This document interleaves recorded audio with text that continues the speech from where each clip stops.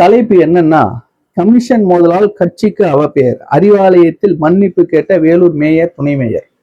நம்ம வீடியோடைய தலைப்பு இல்லைங்க, விகடன்ல வந்திருக்கக்கூடிய ஒரு ஆர்டிகளோடைய தலைப்பு.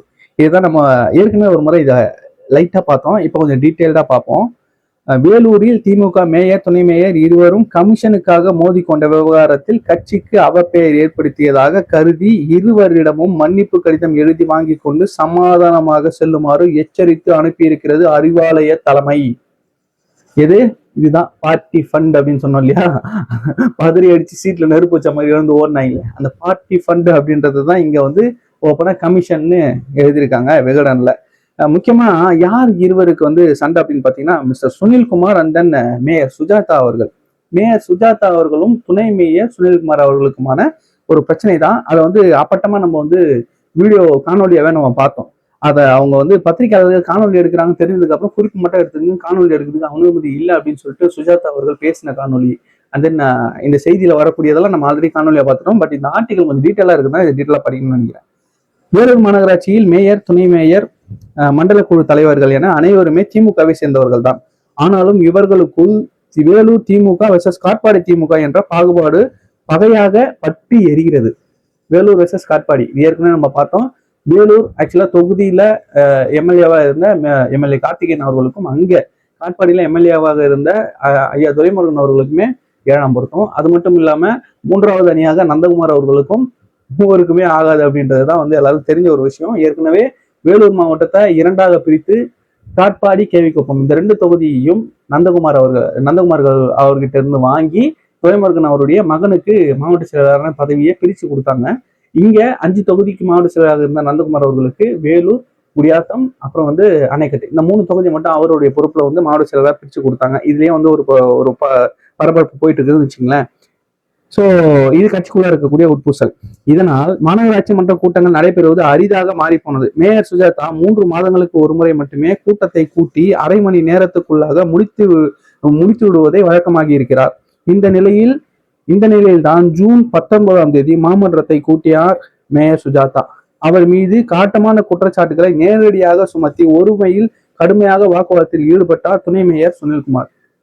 ஒரே மேடையில பக்கத்துல உட்காந்துக்கிட்டே வந்து இந்த கூத்து நடந்தது நம்ம பார்த்தோம் அந்த வீடியோவை. மாநகராட்சி நிர்வாகத்துல நடக்கிற எல்லா சீர்கேடுகளுக்கும் மேயர் தான் காரணம். அவரால் மாநகராட்சி நாசமா போச்சு. எல்லாத்துக்கும் மேயர் கமிஷன் கேட்கிறாங்க என்றார் சுனில்குமார். இதனால் கடுப்பான மேயர் சுஜாதா, நீங்க கூட தான் உங்க பினாமி பேர்ல காட்பாடி தொகுதிக்குள்ள 40 கோடி ரூபாய்க்கு டெண்டர் எடுத்துட்டு ரோடு போடல. இதனால மக்கள் தான் அவதிப்படுறாங்க என்றார். இப்படியே கூட்டம் முடியும் வரை மேயர், துணை மேயர், மண்டல குழு தலைவர் என சொந்த கட்சி பிரதிநிதிகளே மாறி மாறி ஒருவர் மீது ஒருவர் மற்றொருவர் குருதி வாரி தூற்றிக் கொண்டனர். இதையடுத்து ஜூன் 23ஆம் தேதி மேயர் சுஜாதா தன்னுடைய ஆதரவு கவுன்சிலர்கள் 18 பேரை அறிவாலயத்துக்கு அழைத்து சென்று திமுக தலைவர் ஸ்டாலினின் இளைஞரணி செயலாளர் உதயநிதி ஸ்டாலின் ஆகியோரை சந்தித்தார். அப்போது துணை மேயர் சுனில்குமார், 1வது மண்டல குழு தலைவர் புஷ்பலதா வன்னியராஜா உள்ளிட்டோர் மீது புகார் அளித்திருந்தார் மேயர் சுஜாதா. என்ன பண்ணிருக்காங்க, அறிவாலயத்துக்கு 18 கவுன்சிலர் கூட போயிட்டு புகார் கொடுத்திருக்காங்க. துணை மேயர் சுனில்குமார் மீதும், அப்புறம் 1வது மண்டல குழு தலைவர் புஷ்பலதா வன்னியராஜா, இவங்களுக்கு தான் மேயருக்கு வந்து ட்ரை பண்ணாரு அப்போ நம்ம துரைமுருகன் அவர்கள். இந்த விவகாரம் பற்றி அமைப்பு செயலாளர் RS பாரதி விசாரணை நடத்தினார். இது தொடர்ந்து ஜூன் 29ஆம் தேதி அன்று நேற்றைய தினம் இரு தரப்பினரையும் அறிவாலயம் வருமாறு அழைத்தார் RS பாரதி. மேயர் சுஜாதா மீண்டும் தனது ஆதரவு கவுன்சிலர்களான RB ஏழுமலை உள்ளிட்டோருடன் அறிவாலயம் சென்றார். RB ஏழுமலைன்னு தெரியல, ஓகே.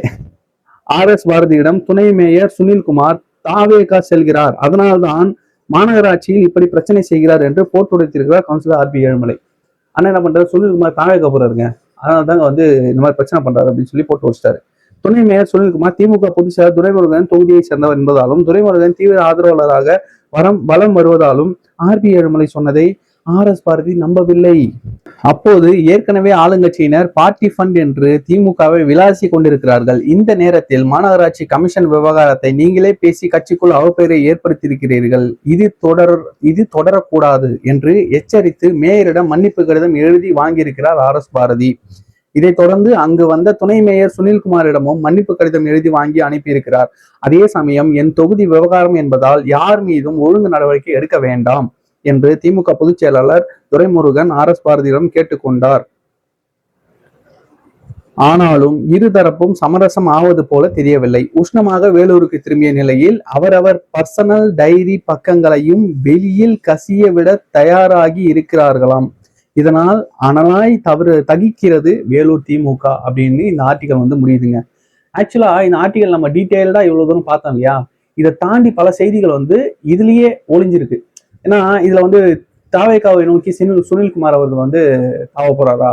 ஏன்னா சட்டமன்ற தேர்தல் முடிஞ்சதுக்கு அப்புறம் அதிமுகவுல இருந்து பலருமே வந்து தாவேகா பக்கம் வந்துகிட்டு இருக்காங்க. அது மாவட்ட நிர்வாகிகள்ல தொடங்கி அடிமன்ற தொண்டர்கள் வரைக்கும் நம்ம பார்த்துக்கிட்டு இருக்கோம். எம்எல்ஏக்கள் ரிசைன் பண்ணிட்டு இந்த பக்கம் வந்துகிட்டு இருக்காங்க. ஆனா திமுகவில் வந்து பெருசா வரல. ஆனா உள்ளாட்சி தேர்தல் அது நெருங்கும் பொழுது கண்டிப்பாக திமுகவுல மிகப்பெரிய பிளவை வந்து நம்மளால சந்திக்க முடியும். ஏன்னா உள்ளாட்சி பிரதிநிதிகள் அப்படின்றவங்க திமுகவுல வேலை செஞ்சவங்கன்னு கிடையாது. கட்சிக்கு யாரு சீட்டுக்கு காசு கொடுக்குறாங்களோ அவங்களுக்கு தான் வந்து கடைசி முறை கடந்த முறை பெருவாரியாக சீட்டு கொடுக்கப்பட்டது. உள்ளாட்சி தேர்தல் முடிந்ததுக்கு அப்புறம் கூட்டணி கட்சிகளுக்கு ஒதுக்கீடு செய்து கொடுக்கப்பட்ட சீட்டுகளையே வந்து இவங்க கொடுக்காம இவங்க உள்ளடி வேலை பார்த்து அவர்களை தோற்கடிக்கக்கூடிய வேலைகள் எல்லாம் பார்த்து தனியா சுயேட்சைகளா நின்று பல இடங்கள்ல வந்து நகராட்சி பிரசிடென்ட், சேர்மன் இந்த பதவிகள் எல்லாம் கூட்டணிக்கு கொடுத்திருந்தாங்க. அங்கெல்லாம் வந்து திமுக அவர்கள் சென்ற அட்ராசிட்டி நான் தலைகுனிகிறேன் அப்படின்னு சொல்லிட்டு ஸ்டாலின் அவர்களே வந்து பதிவிட வச்சுது. ஸோ இந்த மாதிரியான உள்ளாட்சி பிரச்சனைகளை திமுக இந்த முறை எப்படி சமாளிக்க போகுது? ஏன்னா தாவேகா இது ஒரு மிகப்பெரிய ஒரு சக்தியாக இன்னைக்கு வளம் வந்திருக்கிறதுல எந்த ஒரு மாற்று கருத்தும் இல்லை. இன்னைக்கு நம்ம சொன்னோம் பார்ட்டி ஃபண்டுக்கு ஆதாரம் இருக்கான்னு குதிக்கிறவங்க எல்லாம் வேலூர் மாநகராட்சியில் நடந்தது பாருங்க.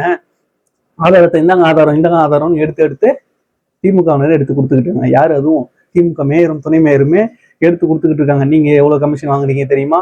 நீங்க எத்தனை கோடிக்கு டெண்டர் எடுத்திருக்கீங்க தெரியுமா? நீங்க பினாமியா செயல்படுறீங்க தெரியுமா? 90 கோடி தெரியுமா? இதெல்லாம் வந்து நம்ம பார்த்துக்கிட்டு இருக்கோம். ஸோ தொடர்ந்து பார்ப்போம் இந்த மாதிரியான விஷயங்களை. நம்ம இந்த காணொலியை பற்றின உங்களுடைய கருத்துக்களை கமெண்ட்ல சொல்லுங்க. நன்றி. நான் வேலூரன் KR.